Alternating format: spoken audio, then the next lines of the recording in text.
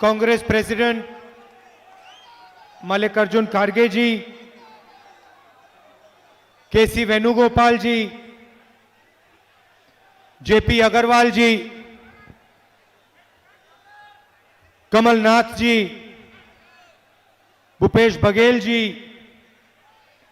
Doctor Govind Singh ji, Digvijay Singh ji, Jairam Ramesh ji, के Raju ji, stage पे Congress party के वरिष्ठ नेता, हमारे प्यारे कार्यकर्ता बब्बर शेर,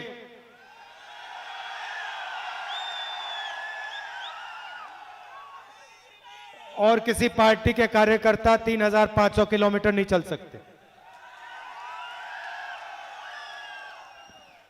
भाइयों और बहनों, मध्य प्रदेश के युवाओं, किसानों और प्रेस के हमारे मित्रों, आप सबका यहां बहुत बहुत स्वागत, नमस्कार। हमारी यात्रा, भारत जोड़ो यात्रा, कन्याकुमारी में शुरू हुई और अब हम मध्य प्रदेश में हैं। तकरीबन 2000 किलोमीटर हम चल लिए हैं और ये यात्रा दिल्ली से निकलकर श्रीनगर जाएगी और श्रीनगर में ये जो हमारा तिरंगा है, इसको दिनेश ऊपर आइए जरा, ये मैं आपको आज दिखाना चाहता हूं।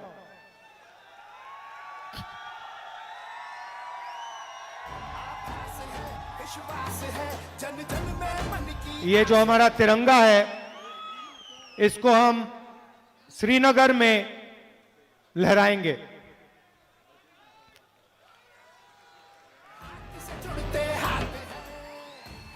इसको मैं आज स्टेज पे बोलो साथ हमारे कौन चलेगा, बोलो साथ हमारे कौन चलेगा। अब आपको ये तिरंगा दिखाने का एक कारण है। सबसे पहले, नहीं यहीं रहो दिनेश, यहीं रहो, यहीं रहो, सबको दिखना चाहिए। देखिए, सबसे पहले मैं आपको एक बात बताता हूं। यात्रा सिर्फ एक जगह डाइवर्ट हुई है। आप जानते हो कौन सी जगह? मऊ आने के लिए। क्यों? क्योंकि मैं आपको यहां आज ये भाषण देना चाहता था। ये अंबेडकर जी की जमीन है, संविधान की जमीन है और तिरंगे की जमीन है।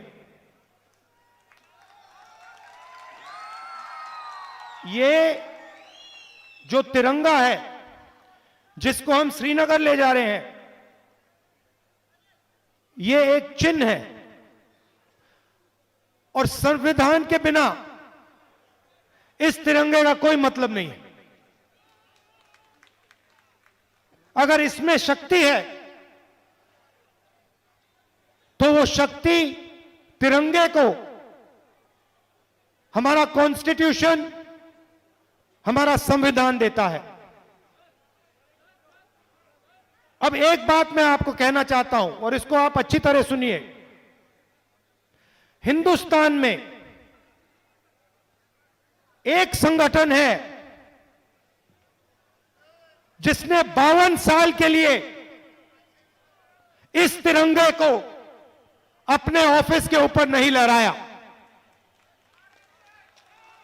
एक संगठन है, बाकी सब ने इस तिरंगे को लहराया। मगर वही लोग जो आज संविधान को खत्म करने में लगे हैं, वही लोगों ने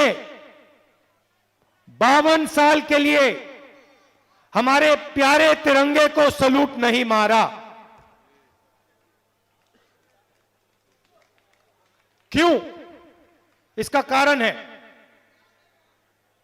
भाइयों और बहनों, जो काम कांग्रेस पार्टी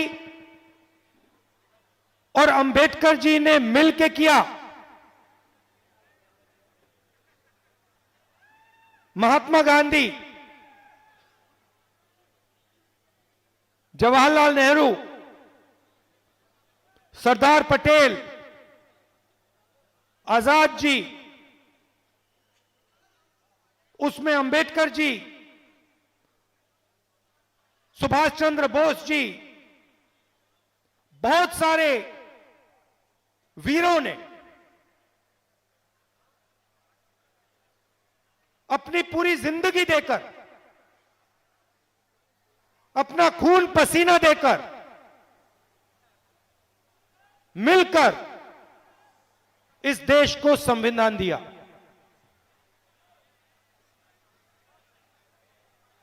यह छोटा काम नहीं था। हिंदुस्तान के इतिहास में, 3000 साल के इतिहास में, 5000 साल के इतिहास में पहली बार हिंदुस्तान के हर नागरिक को एक जैसा अधिकार मिला। कॉन्स्टिट्यूशन ने दिया, और उसका चिन्ह यह हमारा प्यारा तिरंगा है। अब कॉन्स्टिट्यूशन में से, कॉन्स्टिट्यूशन का यह चिन्ह है, और आरएसएस के लोग हैं, बीजेपी के लोग हैं, वो संविधान को सामने से नहीं खत्म कर सकते हैं।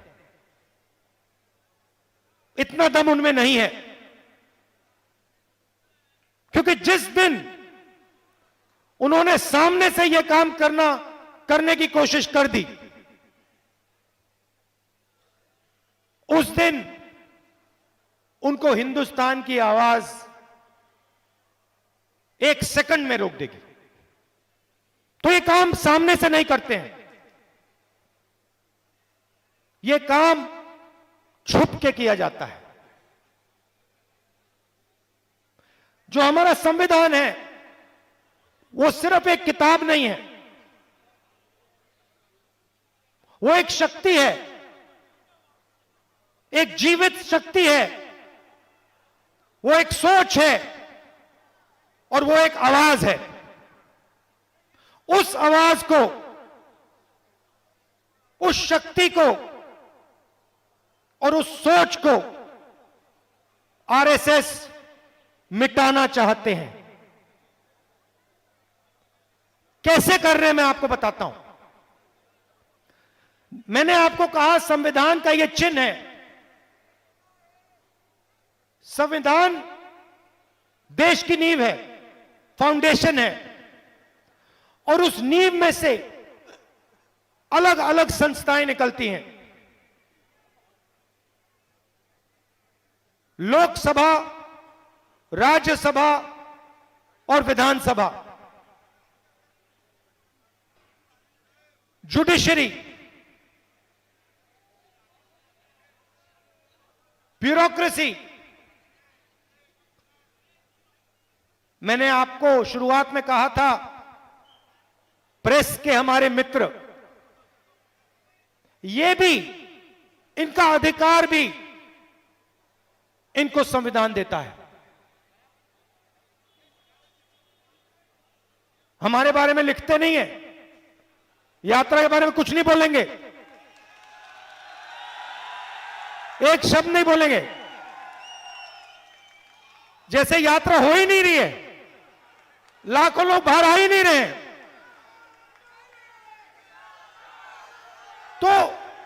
हो क्या रहा है? हो क्या रहा है? ये अलग अलग संस्थाएं जो हैं, ये आपकी पूंजी है, ये आपको मुफ्त में नहीं मिली, ये खून पसीने से आपको मिली है। किसने दी? अंबेडकर जी ने दी, महात्मा गांधी जी ने दी, जवाहरलाल नेहरू जी ने दी, मगर उन्होंने अकेले नहीं दी। उनके साथ लाखों लोग खड़े हुए, करोड़ों लोग खड़े हुए, और उन्होंने ये मिलकर इस देश को पूंजी दी है। अब आरएसएस क्या कर रहा है? आरएसएस एक के बाद एक अपने लोगों को इन संस्थाओं के अंदर डाल रहा है। जुडिशरी में, प्रेस में, सेना में, हर संस्था में आरएसएस अपने लोगों को डाल रहा है। भाइयों और बहनों, लक्ष्य एक है, संविधान को खत्म करना, उस जीवित आवाज का गला घोटना, यह काम आरएसएस कर रही है। और यह काम कांग्रेस पार्टी और हिंदुस्तान की जनता उनको कभी नहीं करने देगी, कभी नहीं करने देंगे।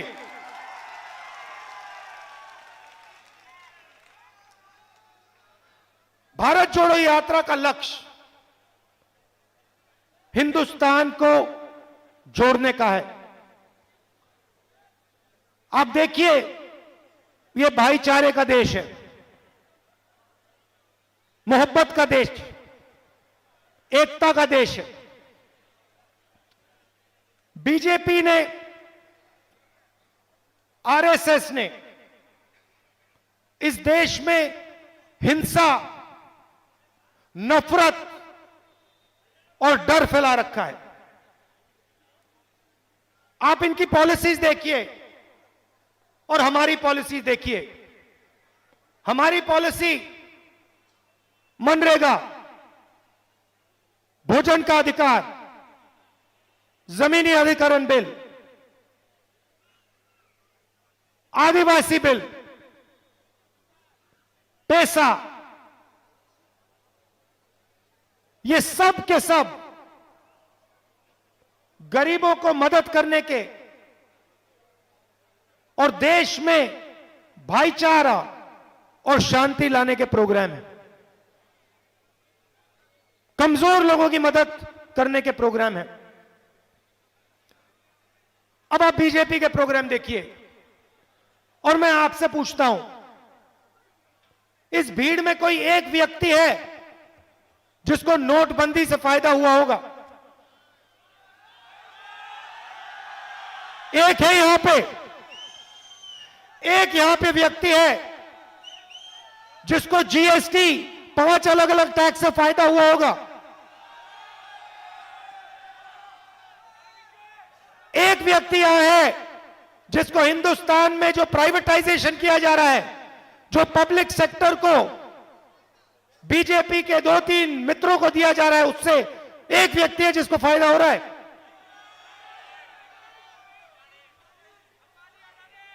देखो, आप जानते हो किसको फायदा हो रहा है, पूरा देश जानता है। भाई और बहनों, नोटबंदी, गलत जीएसटी, प्राइवेटाइजेशन और कोरोना के समय इन्होंने जो किया, ये पॉलिसियां नहीं हैं, ये हथियार हैं। ये हिंदुस्तान के गरीब लोगों को बेरोजगार बनाने के, डराने के हथियार हैं। आप किसी भी छोटे दुकानदार से पूछ लो, किसी से पूछ लो, कोई भी स्मॉल और मीडियम बिजनेस चलाता हो उससे पूछ लो। आज मैं डेलीगेशन से मिला, मैंने पूछा नोटबंदी और जीएसटी से आपको क्या हुआ? उन्होंने मुझे बताया, और किसी भी दुकानदार से पूछ लो, खत्म कर दिया है। हमारे व्यापार को नरेंद्र मोदी जी ने और बीजेपी ने खत्म कर दिया है।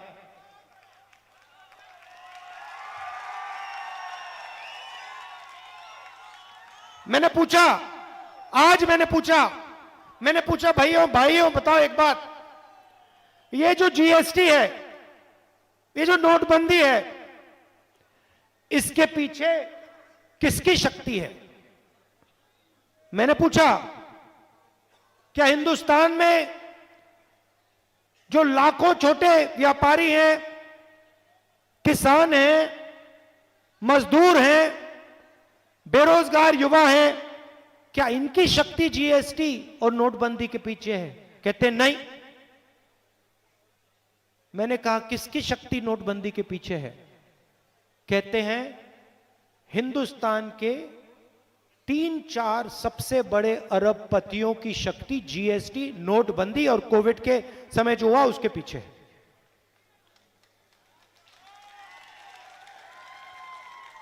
भाइयों और बहनों, बात पहचानिए, आपको भूखा मारा जा रहा है, भूखा मारा जा रहा है। इन सड़कों पे हजारों युवाओं से मैंने बात की है, हजारों से। आपने फोटो देखी होगी, देखिए ना।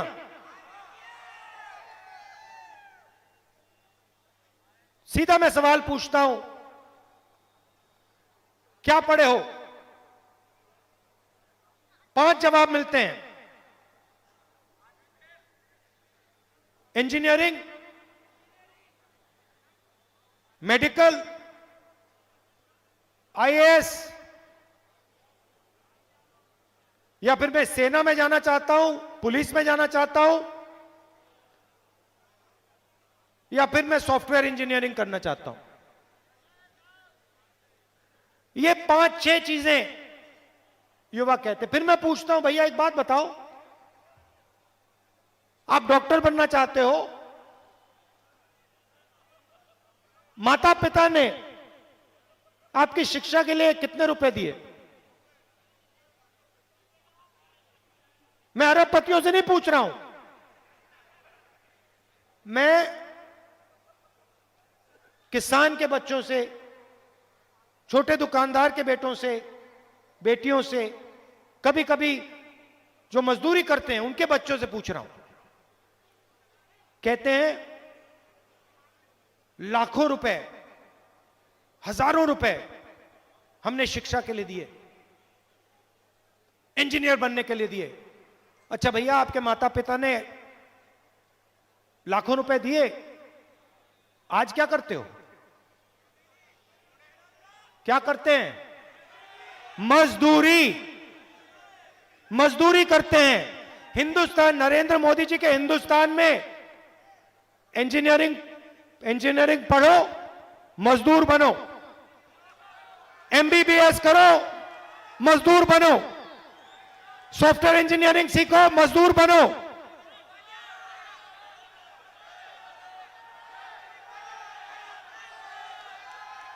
लॉयर बनने की पढ़ाई करो, मजदूर बनो। सेना में जाना है, 6 महीने ट्रेनिंग करो, 4 साल सेना में काम करो और फिर मजदूर बनो।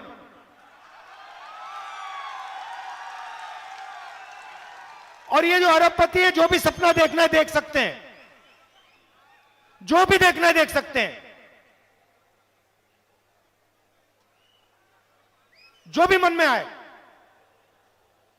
उनको टेलीकॉम्स का बिजनेस चाहिए वो मिल जाएगा, पोर्ट चाहिए वो मिल जाएगा, एयरपोर्ट चाहिए वो मिल जाएगा, सड़क का बिजनेस चाहिए वो मिल जाएगा, अस्पताल चलाना है वो मिल जाएगा, जो भी इनको चाहिए मिल जाएगा। मगर हिंदुस्तान के युवाओं को रोजगार नहीं मिल सकता। नरेंद्र मोदी जी ने झूठ बोला था, कहा था भाइयों और बहनों पकौड़े बनाओ, वो भी सच नहीं था। सच्चाई ये है भाई और बहनों, मजदूरी करो। स्टार्टअप का मतलब स्टार्टअप करो, मजदूरी करना। रीढ़ की हड्डी जो होती है, रोजगार देने की रीढ़ की हड्डी जो होती है, उसको तोड़ दिया है। रोजगार कौन देता है? रोजगार छोटे व्यापारी देते हैं, स्मॉल मीडियम बिजनेस देते हैं, किसान देते हैं, दुकानदार देते हैं। ये जो अरबपति हैं, ये देश को रोजगार नहीं देते हैं। 10,000, 50,000, 1,00,000 लोगों को ज्यादा से ज्यादा ये रोजगार दे पाते हैं। रोजगार देश को छोटे बिजनेस वाले लोग देते हैं, उनको खत्म कर दिया है। नोटबंदी, जीएसटी, कोविड के समय खत्म कर दिया। तो रीढ़ की हड्डी जो थी, जो इस देश को रोजगार देती थी, उसको तोड़ा दिया, खत्म कर दिया। यह सच्चाई है। अच्छा, एक तरफ बेरोजगारी, दूसरी तरफ नफरत और हिंसा, डर। और मुझे हमारी माताएं बहनें दिख रही हैं। महंगाई देखो, महंगाई बोला, क्या बोला आपने? बहुत ज्यादा। भैया बहुत ज्यादा जो आपने बोला, यूपीए के समय 400 रुपए का सिलेंडर होता था, आजकल कितने का है? 60 रुपए का पेट्रोल था, आजकल कितने का है? 55 रुपए का डीजल था, आजकल कितने का है? तो ये हो क्यों रहा है? ये हो क्यों रहा है, मैं आपको बताता हूं। किसान को बीमा नहीं मिलेगा, किसान का कर्जा माफ नहीं होगा, किसान को सही रेट नहीं मिलेगा, युवाओं को रोजगार नहीं मिलेगा। ये हो क्यों रहा है, मैं आपको बताता हूं। क्योंकि बीजेपी के लोग डर फैलाना चाहते हैं। क्योंकि वो जानते हैं, अगर हिंदुस्तान की जनता, हिंदुस्तान के किसान के दिल में, युवा के दिल में, मजदूर के दिल में डर होगा, तो बीजेपी उस डर को नफरत में बदल सकती है।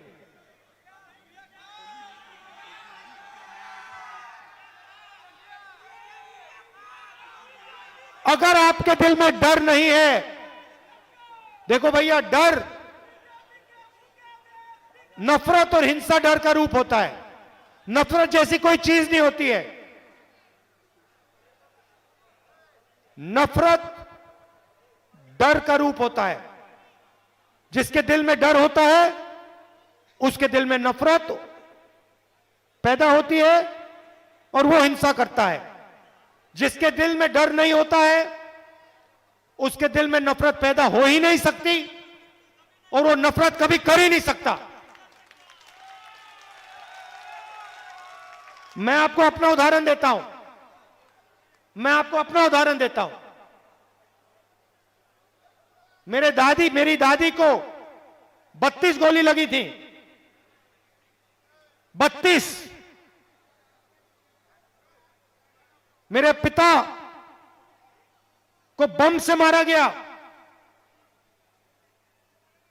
मेरे खिलाफ हिंसा की गई, भयंकर हिंसा। दादी को मार दिया, पिता को मार दिया। मगर जिस दिन मेरे दिल से डर मिट गया, उस दिन मेरे दिल में सिर्फ मोहब्बत रही है और कुछ नहीं।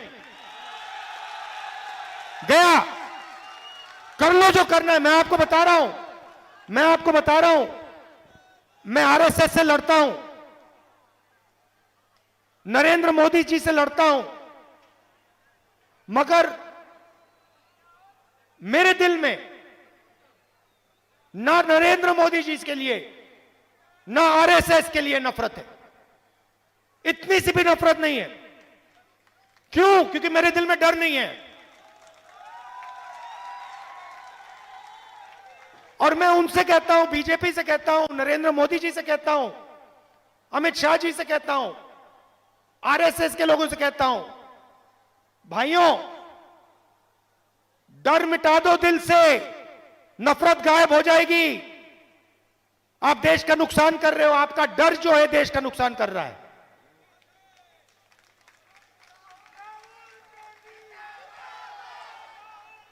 तो इस यात्रा का मैसेज ये है, और ये हमारे जो बब्बर शेर आए हैं,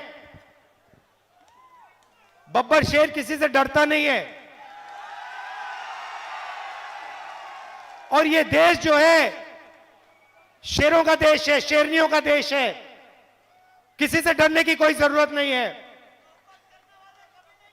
मोहब्बत करने वाले कभी नहीं डरते। और सुन लो, डरने वाले कभी मोहब्बत नहीं करते। यह है उनमें और हम में फर्क। हम डरते नहीं, मोहब्बत करते हैं।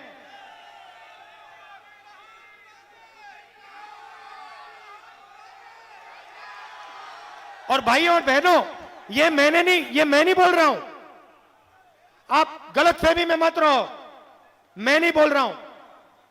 मैंने अंबेडकर जी की किताब पढ़ी है, किताब पढ़ी है, और उस किताब में मुझे इतना सा भी डर नहीं दिखा, दिखा। इसलिए अंबेडकर जी के दिल में नफरत नहीं थी।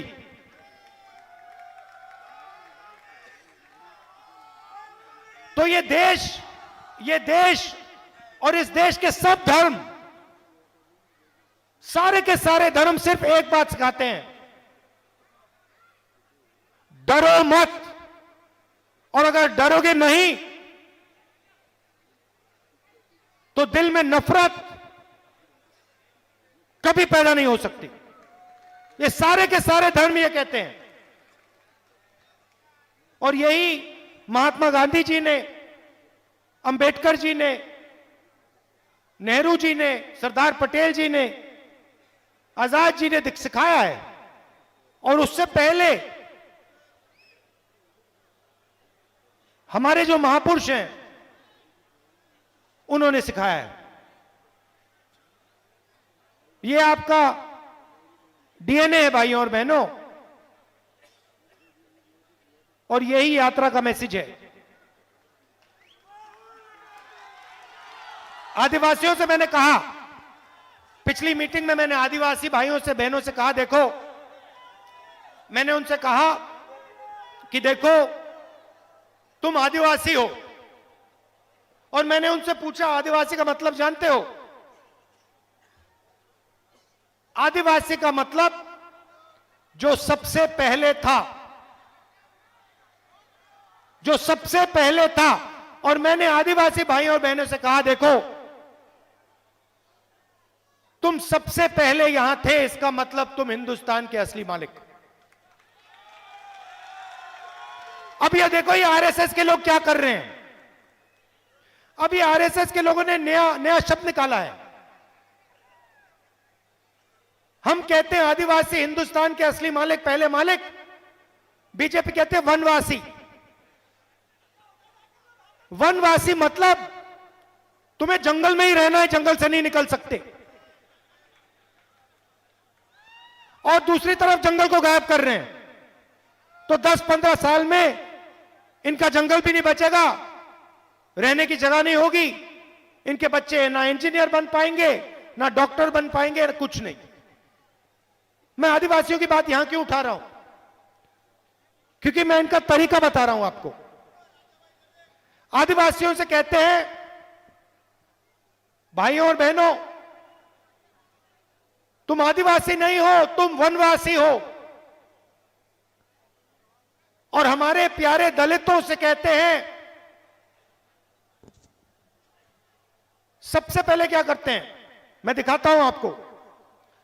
ये अंबेडकर जी जो है ना, मैं दिखाता हूं, ये देखो क्या करते हैं।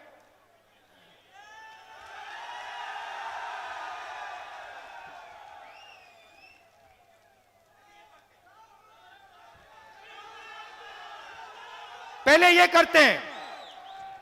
करते हैं, अंबेडकर जी के सामने जाकर हाथ जोड़ते हैं। और फिर जिस काम को करने के लिए बाबा साहेब जी ने अपनी जिंदगी दी, जो उनकी पूरी जिंदगी का काम था, संविधान, उसको खत्म करने का काम करते हैं, उसको फाड़ने का काम करते हैं। एक तरफ हाथ जोड़ेंगे और दूसरी तरफ पीछे से चाकू मारेंगे। ये इनका तरीका है। ये अंबेडकर जी का सामने से अपमान कभी नहीं कर पाएंगे, मगर जो इन्होंने अपनी पूरी जिंदगी दी, सामने से हाथ जोड़ेंगे और पीछे से इनका जो काम है उसको रद्द करेंगे। वही चीज गांधी जी से के साथ करते हैं। भाइयों और बहनों, एक बात बताओ, गांधी जी ने इस देश को क्या बोला? दो चीजें बोली थी, डरो मत और हिंसा मत करो। सही बात, डरो मत और हिंसा मत करो। आरएसएस के लोग आजकल, पहले नहीं करते थे, पहले हाथ नहीं जोड़ते थे गांधी जी के सामने, पहले गोडसे जो है उनके सामने मतलब हाथ जोड़ते थे। जी गलती से निकल गया, गोडसे के सामने हाथ जोड़ते थे, आज करना पड़ रहा है। तो आज गांधी जी की फोटो के सामने, मूर्ति के सामने हाथ जोड़ते हैं। और फिर गांधी जी ने जिस काम करने के लिए अपनी पूरी जिंदगी दी, अहिंसा, उसको हिंदुस्तान में खत्म करने का काम करते हैं। जहां जाते हैं हिंसा फैलाते हैं। और डर की तो मैंने आपको बात बता दी। गांधी जी ने कहा था डरो मत, सामने से हाथ जोड़ते हैं और 24 घंटा डरते रहते हैं। तो भाइयों और बहनों, किसी से डरना नहीं है, किसी से डरना नहीं है। और अगर आप डरोगे नहीं, मैं आपको गारंटी देता हूं, आपके दिल में नफरत पैदा ही नहीं हो सकती। और अगर आपके दिल में नफरत पैदा नहीं होगी तो हिंसा हिंदुस्तान में दिखाई नहीं देगी कहीं।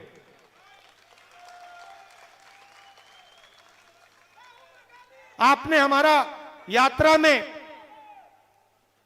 मैं आपको बता भी नहीं सकता, 2000 किलोमीटर हम सब चले हैं। मेरे चेहरे पे थकान दिख रही है आपको? 9 बज गए, 5:15 पे मैं उठाऊं, 6 बजे से पैदल चल रहा हूं। ये, और मैं अकेला नहीं, ये सब हैं कांग्रेस पार्टी के शेर और शेरनियां, ये सब चले हैं। इनके चेहरों पे थकान दिख रही है क्या? देखिए कमलनाथ जी का चेहरा देखिए, कोई थकान नहीं। तो थकान नहीं है, क्यों? क्योंकि आपने प्यार दिया है, आपने अपनी शक्ति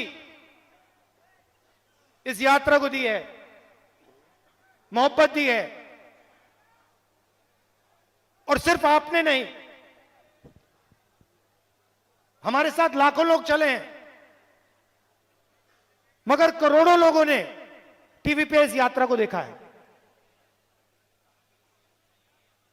करोड़ों लोग, हिंदुस्तान के लोग जो नफरत नहीं चाहते हैं, जो डरते नहीं हैं, वो इस यात्रा की मदद कर रहे हैं। आज छोटा सा बच्चा आया मेरे पास, इतना बड़ा, पिगी बैंक में पैसा लाया था, महीनों से, 2 महीने, उसने मुझे कहा 2 महीनों से मैं इसमें पैसा डाल रहा हूं। मैंने कहा क्यों? कहता है भारत जोड़ो यात्रा के लिए डाल रहा हूं। अभी ताली मत बजाओ। मैंने पूछा क्यों?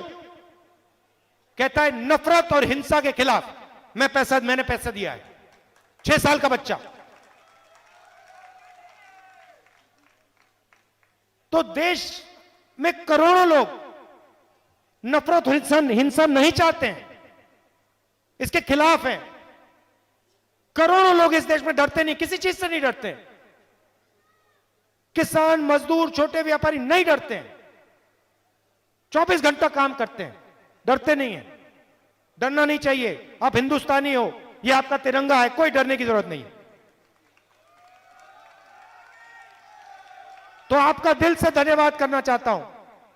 और अंबेडकर जी जो हैं, अंबेडकर जी ने जो इस देश को दिया, वो सिर्फ आज के लोगों को नहीं दिया है, आपको हमें नहीं दिया है, आने वाली पीढ़ियों को वो उन्होंने दिया है।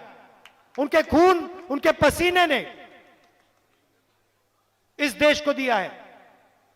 जिस चीज को हम संविधान कहते हैं, उसको हम कभी नहीं मरने देंगे, कुछ भी हो जाए नहीं मरने देंगे।